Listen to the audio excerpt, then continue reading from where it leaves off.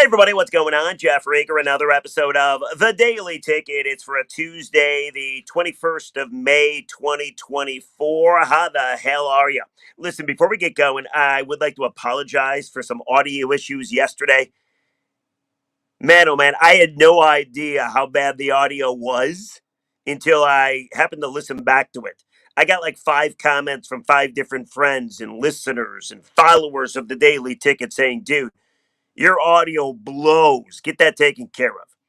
It's like the last 2 minutes of the podcast yesterday on the Jared Goff podcast. So I apologize. Hopefully I got it fixed. If not, I blame this microphone. You know, it's funny. Like every podcast uses these microphones. Look at that. The Shure. I always thought to myself, my goodness, they have a monopoly in the podcast microphone business. If this one doesn't get better, I got to switch. Not that you care. Anyway, I hope you're having a great day. It is gorgeous outside. Just a quick friendly reminder, no daily ticket tomorrow or the next day. So no Wednesday, no Thursday. We'll be back better than ever on Friday. Gonna escape out of town for a couple days, hit the links, play some golf, and then come back refreshed and ready to go. But before any of that happens, I gotta talk about something that has been sent to me like 7 times. And I first got wind of this on Friday. I happened to be on the air doing a radio show over at 97.1 The Ticket. And I was talking Tigers. They had the big series against the Diamondbacks coming up where they took 2 of 3. They should have swept them, but what are you going to do? Javi Baez was on fire. We already pled to Scott Harris. Please call up Arizona and try to trade Javi there.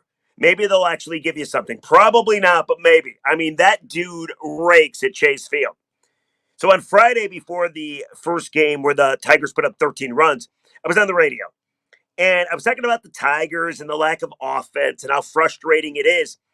And I happened to come across an article saying that Justin Verlander reports and sources indicate that he'd be willing to waive his no trade to come back to Detroit. And I mentioned it on the air. Then I went on with my life. I totally forgot about it. Well, yesterday, my buddy Jeff sent me an Apple News article saying the exact same thing. It says an Astros Tigers trade that sends Justin Verlander back to his first home. All right. So this is not going away. Now, if you look at the Astros, they stink. 5 games below 500. They're 4 games out of first place in their division, 3.5 games out of the wild card race. They're talking full fire sale. And they got some pretty good players on that team. So, of course, when you're thinking about trading everybody on your team and you're going to start over, all you want is prospects. And Justin Verlander obviously would no longer fit into that situation. Now, JV does have a no trade. So I would assume there would be teams that would be interested in Mr. Verlander. He has an ERA under 4. He's one of the greatest of all times. He's a massive big game pitcher. It's not like he doesn't have it anymore because look what he did against the Tigers. His last outing was against the Brewers, 5 innings, 4 runs, but he is still coming off injuries, correct? So I think Verlander at age 41, 42 would still be helpful to a team trying to make the postseason. So why is everybody saying he'll come back here? It makes 0 sense to me. So I'm going to offer you a this or that. And I'm just curious what side of the coin you happen to be on. Because here's the deal. Tigers more than likely, despite being just 1 game out of the wild card, they're not a playoff team. They're just not. They are exactly what their record states they are. They are a 500 baseball team that can really pitch on most days, but those days they usually don't hit. Now, at the time of recording of this podcast, it's 5:06 on a Monday. By the time you watch this or listen to this, did Reese Olson once again look awesome but get no run support?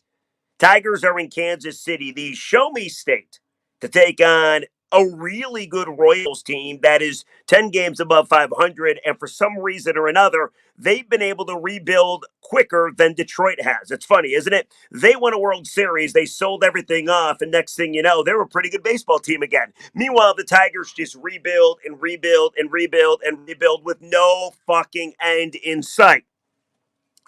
So Justin Verlander really makes no sense here. because I don't think this team is going anywhere. And your strength is pitching. And you'd have to give up something for Verlander. Like, for instance, apparently Houston wants pitching prospects. And it just so happens that Detroit has oodles of them. Whether it's Jackson Jobe, who you're not going to trade, or Ty Madden, who you're not going to trade, or Reese Olson, who's already a really good major league pitcher. You're not trading him either. What about Sawyer Gipson Long? I don't think you want to trade him either. So anybody you do trade to acquire Verlander, wouldn't you rather trade those pieces to acquire bats, hitting, instead of pitching? And here's the other thing, by the way. Verlander makes a shit ton of money. 43 million bucks this year. He would be your highest paid player. So it would be JV, then Javier Baez. And then he has a player option for next year for another 35 million. He's at 35 innings right now. If JV gets to 140 innings this season, which is totally doable, still 4 months of baseball left, you know he's going to pick up that option to be in Detroit, 35 million bucks. This makes no sense to me. But yeah, all I see is report after report after report that Justin Verlander wants to come back home. Now, if the Tigers wanted to go get Kyle Tucker, who is an Astro, who is 27 years old, who has 2 years of control left, who leads the league in home runs and OPS and on base and slugging and is an absolute stud. You want to make a deal for him, and in that deal, you take Verlander as well. I'm totally fine with that because you are going to get yourself a hitter that can absolutely rake who's already developed. But the odds of that happening are minuscule because I would not assume that Houston's going to trade him. And if they do, I don't think Scott Harris is willing to pony up what it would take to get a Kyle Tucker on the Tigers. I don't understand all these Verlander reports. They make absolutely no sense to me. Except, maybe you want them. See, here's the deal. I don't think it makes sense. You got yourself a very good starting rotation. You could make the case that, hey, Verlander instead of Matt Manning or Kenta Maeda, I mean, as your fifth starter, I would buy that, but I just feel that would be a luxury. Again, you need bats. This offense, for the most part, on most nights, still really struggles. However, maybe you don't care about reality. Maybe you don't care about the postseason. Maybe you don't care about what makes sense and what's realistic and what is good business in baseball. Maybe you just want your guy back. I happened to be at the game on Mother's Day where Verlander shut down the Tigers' offense. There were a lot of people cheering for him. Jim Costa does our morning show, put out a poll, and he simply asked, were you cheering for Verlander or not? Thousands of people voted on the poll. The majority was, yes, I was rooting for JV.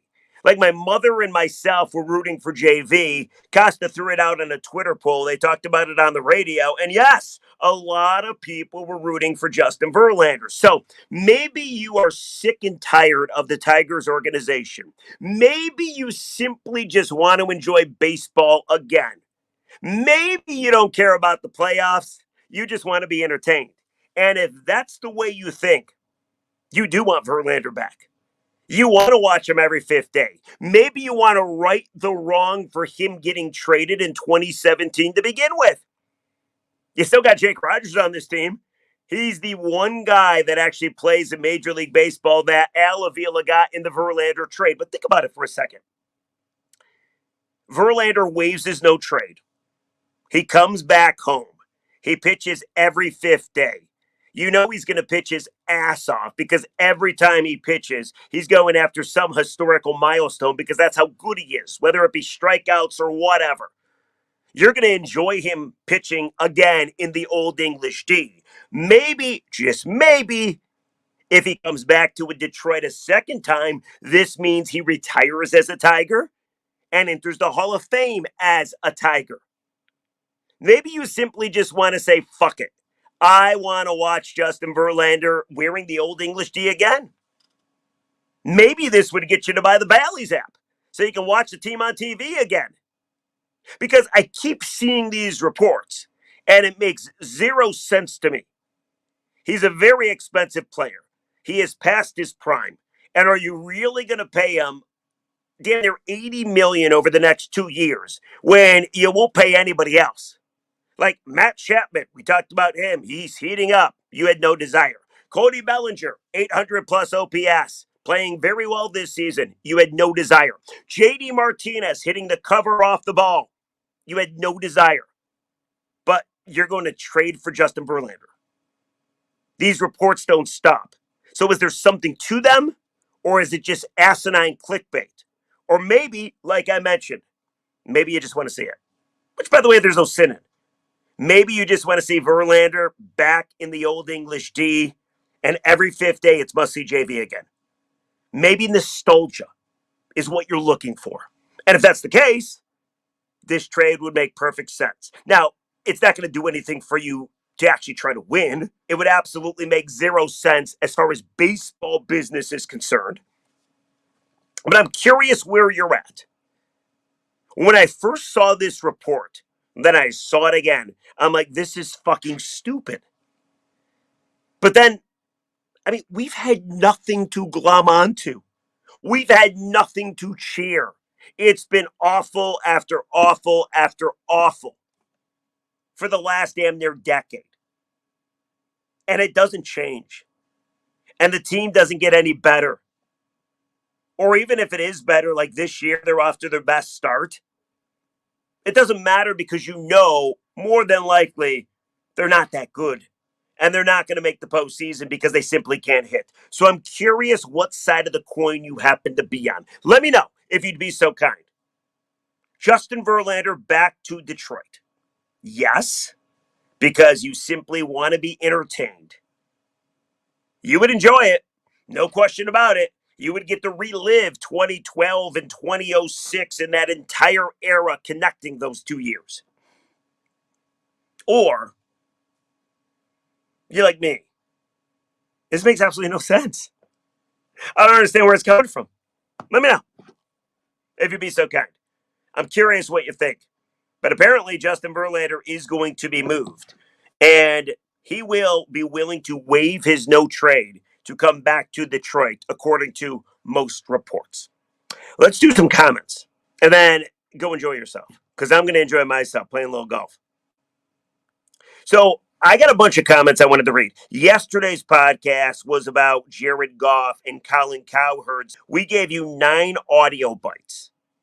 Jared Goff or Jordan Love, Jared Goff or Lamar Jackson, Jared Goff or Matthew Stafford or Brock Purdy. And we played you what Colin had to say. I told you what I had to say. So what do you say?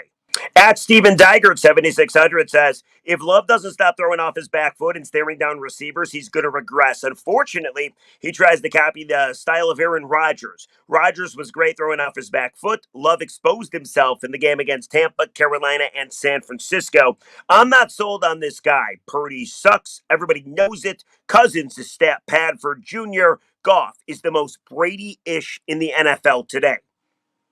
Steven Digert, 7600, sounds like Colin Cowherd. Do you agree with that? Interesting. How about at user WMAUV6IC4S? Great show, Jeff.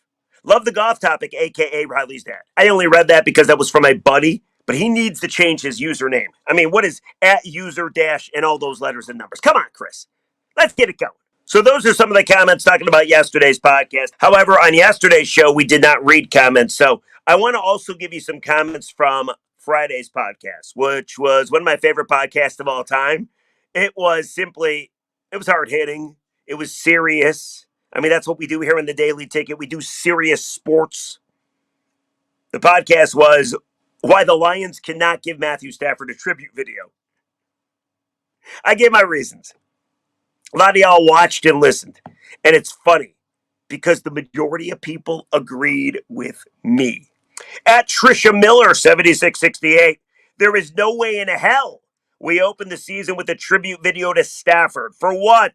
He didn't work. He got paid. We are even. He did not retire a lying. We owe him nothing. I thank God JMO kept the number 9. I hope he breaks records in that number so we don't have to remember the losing days with Stafford associated with the number. Stafford padded his record throwing the ball to one man the entire 12 years he was here. Results? Nothing. We had more weapons than Kelvin. Let's go Lions. It is amazing how many people agreed with me. No tribute video for number 9. At Mark Pajot 9691. Tribute video for what? Never winning a playoff game and demanding a trade? I can see a non-football appreciation for his charitable contributions to his foundation, nothing else. Interesting. At Sean under Downey. Tribute is stupid. He is still in the league. He won nothing for us than regular season games. His family, I dare say, has brought as much drama to the community as they did good for it. Let's boo the shit out of them. And once he retires, if he wants to retire as a Lion, then we can welcome him back. Detroit versus everyone. That needs to be our mindset to win. If you're not wearing our uniform, you are the enemy. I'm not even kidding. I got hundreds of comments, I feel. Or maybe like 90. The majority of them said absolutely no tribute video. Nicely done, Detroit. Nicely done, guys. This makes me very happy. How about one more? At Jason Paul 3000. Hell no, Rieger. You nailed it too, by the way. Off the top fucking ropes, buddy. 100%. Yeah, I mean, I simply said, if you give him a tribute video, he's going to get booed. It's going to get booed. And Detroit fans are going to get a bad name. They're going to get a bad rap.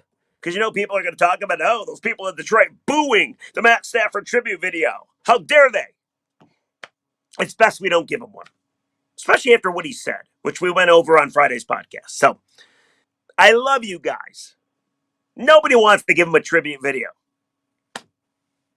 By the way, I think you probably would have felt differently a couple years ago, but whatever.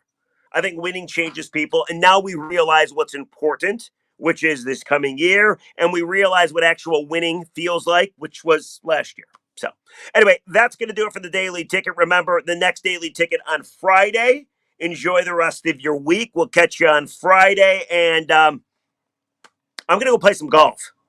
I feel I've cured my golf woes. I figured something out. I know every golfer says this, but I'm serious about it. I figured something out, and it has revolutionized my game. Not even kidding. I'll make a bet with you right now. I'm playing 3 rounds of golf in the next 2 days. I bet you I break 100 in all of them and 90 in one of them. I know what you're thinking. Like, if you shoot in the 70s or 80s, you're like, God, you suck. I get it, but you got to start somewhere. Anyway, that's going to do it for the Daily Ticket, guys. We'll catch you on Friday. Have a great day. Oh, and by the way, comment. You want Verlander? Don't you want Verlander? Does a possible Verlander trade to Detroit make sense? Or no? Let me know. Catch you on Friday. Bye-bye.